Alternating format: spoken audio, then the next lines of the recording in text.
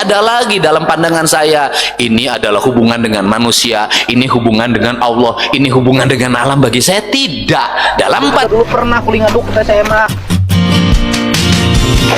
dapat 100.000 seharian, mikul ongkoh, ngaduk ongkoh, ngalacai ongkoh, 100.000. Anak kecil ini, berapa, 13 tahun? Ya, 13 tahun tuh kuat hari dong nah demi 100.000. Tapi proses mengajarkan hasil, dan hasil tidak, proses tidak pernah menipu hasil. Dari proses lahirlah anak-anak hebat. Dari ngaduk seperti ini nanti lahir anak-anak hebat di negeri ini. Tapi dari anak-anak yang manja akan lahir negara lemah. Betul tidak? betul betul.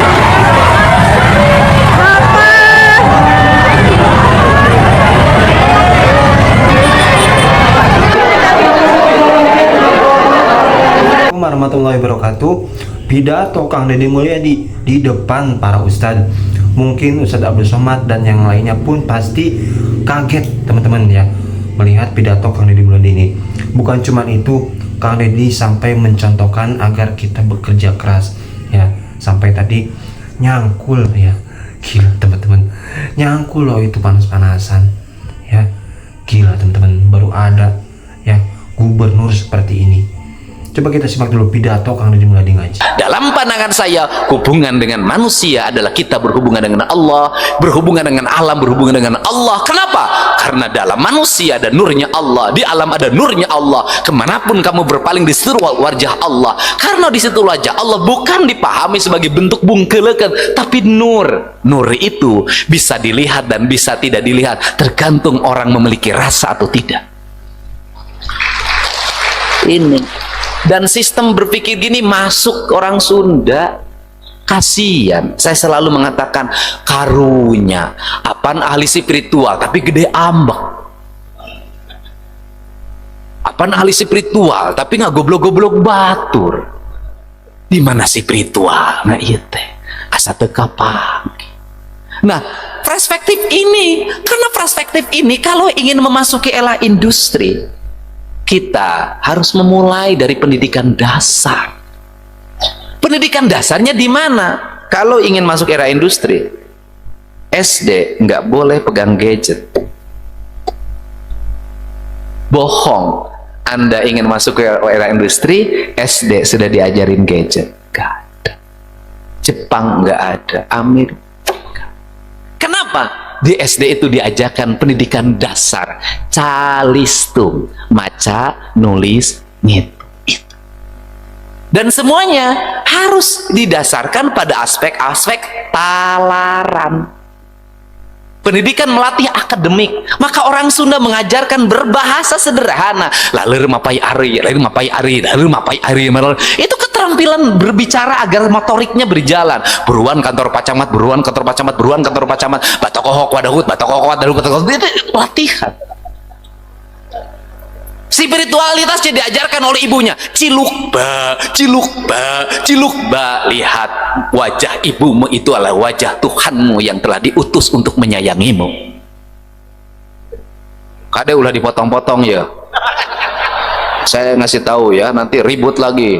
Saya soal gara-gara ini diundang kadi jadi aing kudu ngomong nukieu itu teu meunang itu keur naik pemilu itu.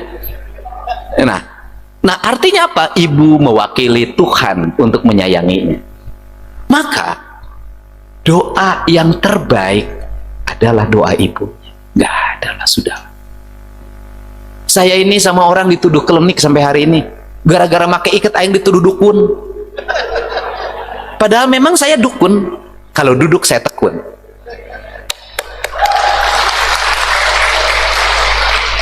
Hanya dukun lah yang akan memenangkan pertarungan, orang yang duduk dan tekun. Nah, kenapa? Saya ini orang yang ya saya cukup minta doa itu sama ibu saya aja udah sampai hari ini. Sampai hari ini ke WA saya tuh sudah ngajakin banyak orang.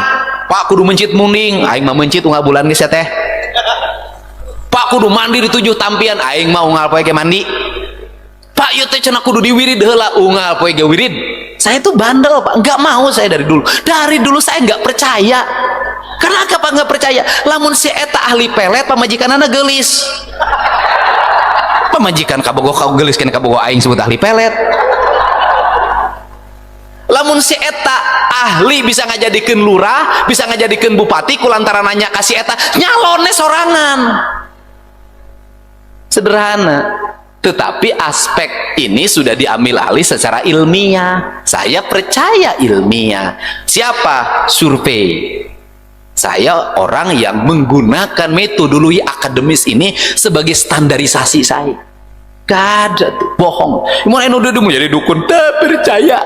Dan saya termasuk teboga pananyaan, teboga guguruan. Guru aing mah alam kabeh ya guru aing.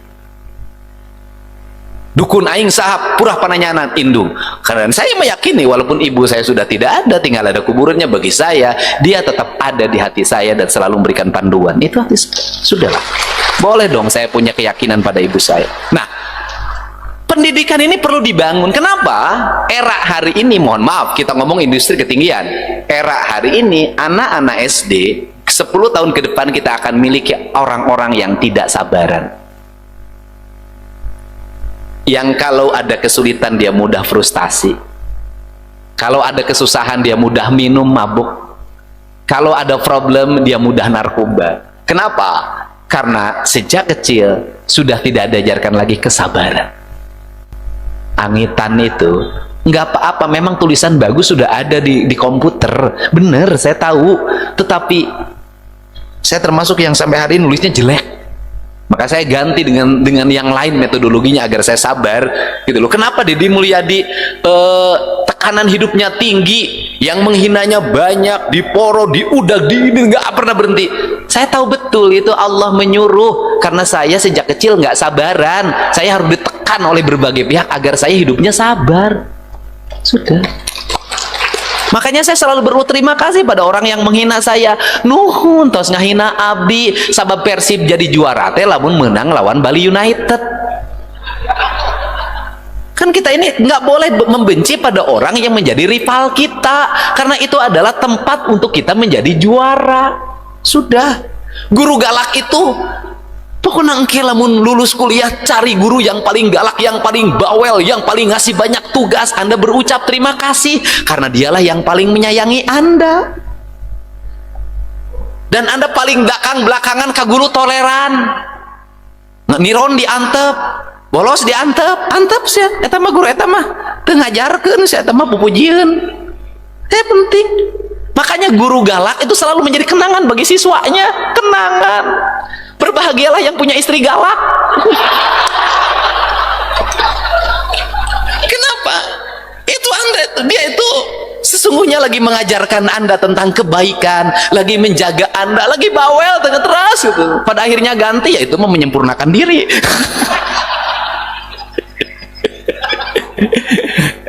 Nah, tapi saya mah enggak.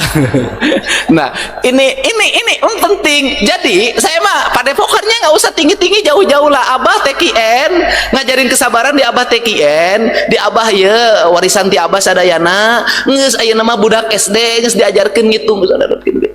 Ini penting. Coba orang Jepang lihat.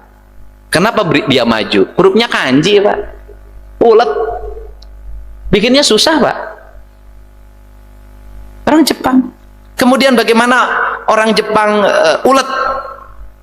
Samurai itu pedang yang paling keren di dunia. Apakah samurai didigitalisasi? Tidak. Apakah samurai dibikin pabrikan? Tidak.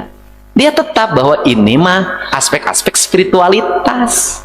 Harus dilakukan dengan orang-orang yang punya tangan penuh dengan kesabaran, bukan dengan mesin. Nggak bisa diwakilkan. Spiritualitas itu nggak bisa diwakilkan, teu bisa. Abdi ngawakilan doa, teu bisa. Teu bisa diwakilkan. Ceramah bisa.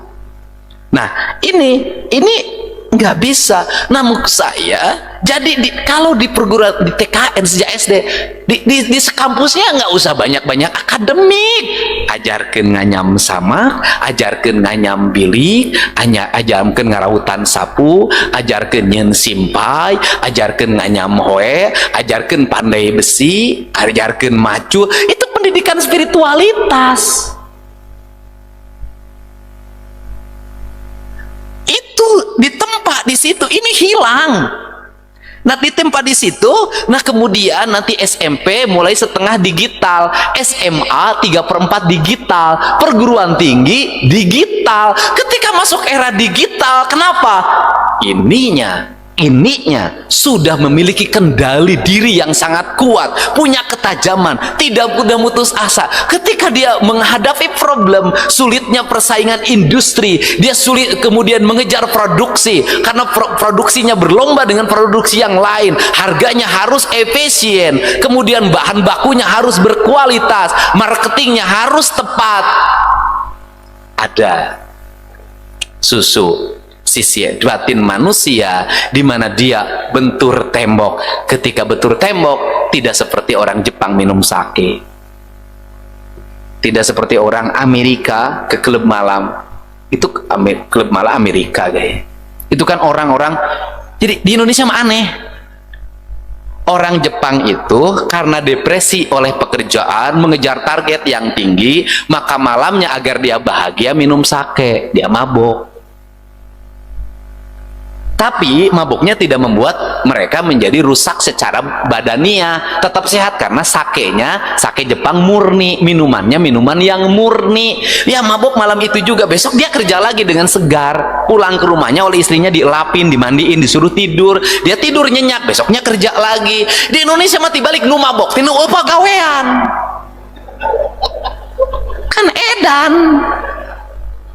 Ti isuk jedur tapi ka sore jeder eueuh gawe ngalamun mabok we gawe teh. Jadi kalau di Jepang mah mabok karena stres oleh pekerjaan, di Indonesia mah mabok bulantan stres teu boga pagawean. Ieur. Nah, ini sehingga kita nih orang Sunda nggak usah kalau ada itu balik ke diri segera balikin ujang men, tapi tuduh deui maka orang-orang lain memecahkan pikiran dengan akademik, dengan pikiran. Orang Sunda itu memecahkan pikiran dengan rasa, dengan hati. Balik deui cicing dikeun engke nanti besok maju lagi. Dan saya itu mengandalkan metodologi itu sejak kecil sampai hari ini. Jadi saya tuh, Anda belajar, cek staf saya di Purwakarta, saya itu dulu ketika memimpin daerah sangat berani untuk beratraksi. Pendapatan daerah berapa? 800, bikin ya 1,5 triliun. Hah? Dari mana dasarnya? Ya dari hati. Siapa guru ekonominya Kang Dedi? Mikar Siti. Mikar Siti siapa? Lulusan UI? Bukan, lain, sekolah SD kelas 1 lulus. Siapa itu dia? Ibu saya. Kenapa disebut guru ekonomi? Teu jadi guru ekonomi kumaha? Inung aing anak masalapan, bapak aing gajihna ge leutik pisan teu mah hijeng dahar sabulan, boga sawah ukur 1/4 hektar, anakna kuliah KB, eueuh tanah nu kajual sajenggal-jenggal acan, berarti inung aing profesor. Bener tuh? Saya nanya yang lulusan akademik, sok. Guru ini di siapa? Abah. Apaan guru-guru pesantren teh guru spiritual? Emang pesantren ngebangun pesantren aya RAB na pan eueuh. Emang pesantren ngebangun kampus aya budgetingna disimpan di bank pan eueuh. Kenapa gubernur, kenapa bupati tidak berani untuk berspekulasi membuat anggaran yang besar demi kepentingan rakyat? Kalau Anda punya keyakinan, hari ukur meyakin duit anu di Nukasma tuh kudu sekolah S2 S3 teu kudu make MM-an, teu kudu irob yakin ngabudakeun anak aing bisa nih yang ngabiakeun duit di Nukasma. Dia tidur nyenyak, besoknya kerja lagi. Di Indonesia mati balik nu mabok, tinu apa gawean. Kan edan. Ti isuk jedur tapi ka sore jeder eueuh gawe ngalamun mabok we gawe teh. Jadi kalau di Jepang mah mabok karena stres oleh pekerjaan, di Indonesia mah mabok bulantan stres teu boga pagawean. Nah, ini Sehingga kita nih orang Sunda nggak usah kalau ada itu balik ke diri segera balik ke ujang men, tapi tuduh deui maka orang-orang lain memecahkan pikiran dengan akademik, dengan pikiran. Orang Sunda itu memecahkan pikiran dengan rasa, dengan hati. Balik deui cicing dikeun engke nanti besok maju lagi. Dan saya itu mengandalkan metodologi itu sejak kecil sampai hari ini. Jadi saya tuh, Anda belajar cek staf saya di Purwakarta, saya itu dulu ketika mimpin daerah sangat berani untuk beratraksi. Pendapatan daerah berapa? 800, bikinnya 1,5 triliun. Hah? Dari mana dasarnya? Ya dari hati. Siapa guru ekonominya Kang Dedi? Mikar Siti. Mikar Siti siapa? Lulusan UI bukan lain, sekolah SD kelas 1 lulus. Siapa itu dia? Ibu saya. Kenapa disebut guru ekonomi? Teu jadi guru ekonomi kumaha? Inung aing anak nasalapan, bapak aing gajihna ge leutik pisan teu mah hijeng dahar sabulan, boga sawah ukur saparapat hektar, anakna kuliah KB, eueuh tanah nu kajual sajenggal-jenggal acan, berarti inung aing profesor. Bener tuh? Saya nanya yang lulusan akademik, sok. Guru ini di siapa? Apa? Apaan guru-guru pesantren teh guru spiritual? Emang pesantren ngebangun pesantren aya RAB na pan eueuh. Emang pesantren ngebangun kampus aya budgetingna disimpan di bank pan eueuh. Eueuh. Kenapa gubernur, kenapa bupati tidak berani untuk berspekulasi membuat anggaran yang besar demi kepentingan rakyat kalau Anda punya keyakinan? Teman-teman, tadi kita sudah mendengarkan pidato Kang Deddy Mulyadi yang mana ya hubungan dengan manusia, hubungan dengan Allah itu ya harus berjalan dengan baik ya teman-teman, harus selaras ya. Jangan kita hubungan dengan manusia tapi berhubungan dengan Allah nggak baik teman-teman. Jadi harus seimbang antara hubungan manusia dengan hubungan dengan Tuhan ya. Dan dari pun Kang Deddy Mulyadi menyebutkan bahwa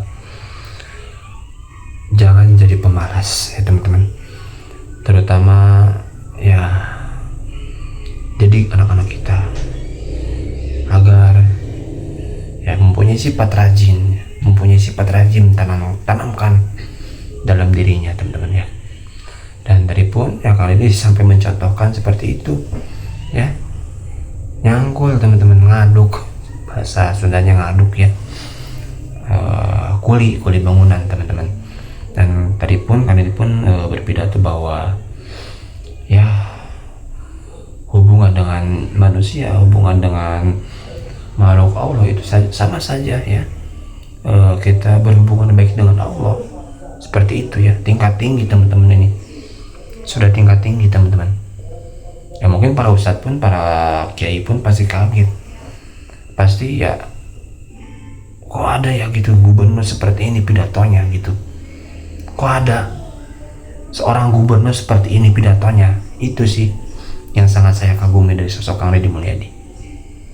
Dan ya udah kelihatan ya teman-teman dari gerak geriknya pun karena dia orang baik teman-teman ya, bukan pencitraan ya, tulus ya teman-teman. Semoga Kang Deddy Mulyadi sehat selalu, amin ya rabbal alamin. Oke teman-teman, itu dia pidato Kang Deddy Mulyadi ya, semoga menghibur, semoga ya memberikan informasi dan bermanfaat. Terima kasih. Assalamualaikum warahmatullahi wabarakatuh.